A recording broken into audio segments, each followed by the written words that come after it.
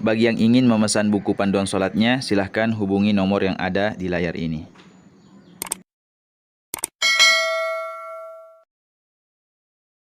Assalamualaikum warahmatullahi wabarakatuh. Alhamdulillah wassalatu wassalamu ala Rasulillah Sayyidina Muhammadin wa ala alihi wa ashabihi ajma'in, amma ba'd.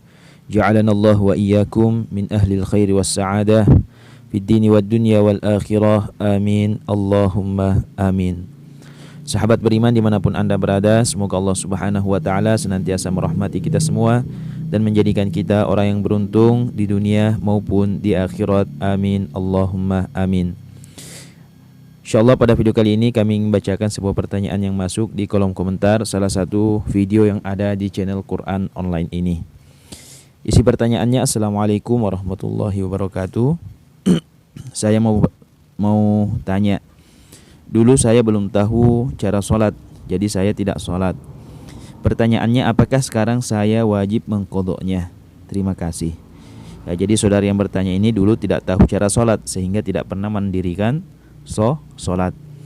Nah, pertanyaannya, apakah sekarang sholat yang pernah dulu ditinggalkan, dalam hal ini sholat 5 waktu, itu semuanya wajib diqodok? Terima kasih. Ya, jadi kepada saudara yang bertanya, yang pertama, setiap sholat 5 waktu yang pernah kita tinggalkan setelah kita akil balik, ya, apakah kita meninggalkannya dulu karena lalai atau karena tidak tahu, itu semua harus diqodok. Ya, sekali lagi, setiap sholat 5 waktu yang pernah kita tinggalkan setelah kita akil balik, maka itu harus diqodok atau diganti. Itu yang pertama. Ya, kemudian yang kedua, adapun waktu mengqodoknya itu bebas. Ya, jadi misalnya tadi malam kita meninggalkan sholat isya, maka untuk mengqodoknya tidak harus di waktu isya. Boleh saja kita mengqodok sholat isya di waktu maghrib, boleh saja kita mengqodok sholat isya di waktu pagi, boleh saja kita mengqodok sholat isya di waktu siang, ya, atau di sore hari. Jadi intinya waktu mengqodok sholat yang pernah ditinggal itu bebas. Kemudian selanjutnya, yang ketiga, adapun cara mengqodoknya yang mudah adalah jika misalnya Anda pernah meninggalkan sholat fardu 5 waktu selama 4 tahun. Ya, maka cara yang mudah untuk mengqodoknya adalah sebelum Anda melaksanakan sholat 5 waktu yang adaan, maka Anda sholat qodok sebelum dan sesudahnya. Ya, contoh, sebelum Anda sholat maghrib, maka Anda sholat maghrib terlebih dahulu dengan status qodok, atau dengan niat mengqodok sholat yang pernah tertinggal, ya, 4 tahun yang lalu. Ya, begitupun jika setelah Anda sholat maghrib nanti Anda sholat maghrib lagi dengan niat qodok lagi. Ya, demikian seterusnya, ya, dengan sholat 5 waktu yang lainnya.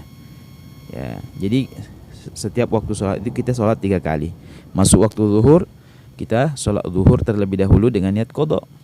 Ya, sebelum kita sholat zuhur, ya, kita niat sholat zuhur dulu dengan niat qodok. Kemudian sholat zuhur, kemudian setelah sholat zuhur yang adaan atau yang sekarang, kita sholat zuhur lagi dengan niat qodok lagi. Ya, demikian juga pada waktu asar, pada waktu maghrib, pada waktu isya, pada waktu subuh. Ya, jadi setiap waktu sholat itu kita dua kali sholat qodok. Ya, 2 kali sholat qodok.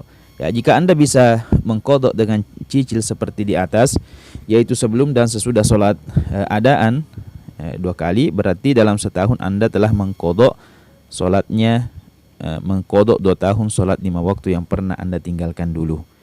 Ya, jika Anda melaksanakan sholat qodok dengan cara seperti itu, dengan konsisten, berarti dalam 2 tahun utang sholat 5 waktu Anda yang 4 tahun tadi sudah terlunaskan. Ya, jadi apabila kita konsisten dengan cara tadi, ya, misalnya kita pernah meninggalkan sholat 10 tahun, berarti dalam 5 tahun utang sholat kita sudah terbayarkan. Ya, meskipun sebenarnya mengqodok dengan sholat dengan cara menyicil seperti di atas itu diperkenankan jika kita dulu meninggalkan sholat 5 waktu karena ada udzur. Ya, seperti misalnya yang belum mengerti cara mandi wajib sehingga tidak sholat, atau tidak mengerti tata cara melaksanakan sholat, maka boleh mengqodoknya dengan cara menyicil seperti di atas.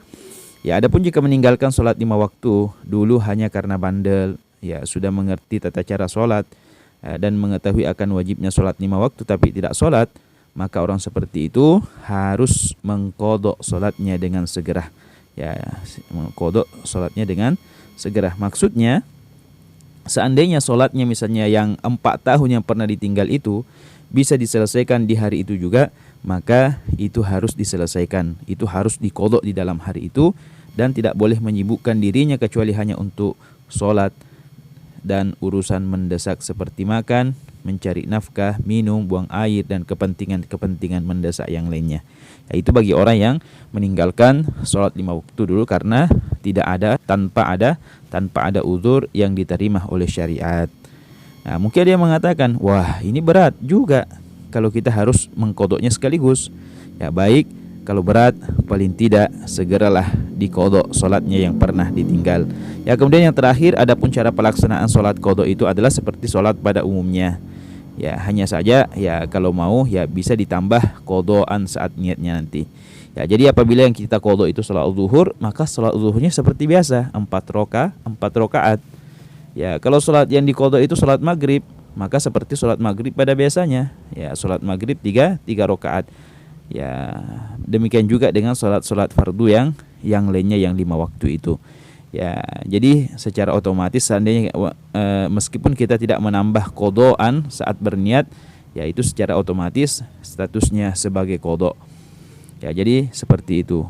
Kalau kita mau menambah qadhaan boleh usolli fardhu subhi rakaataini qadhaan lillahi ta'ala. Kan kalau sholat tunai kita biasanya lafaz niatnya pakai adaan ya.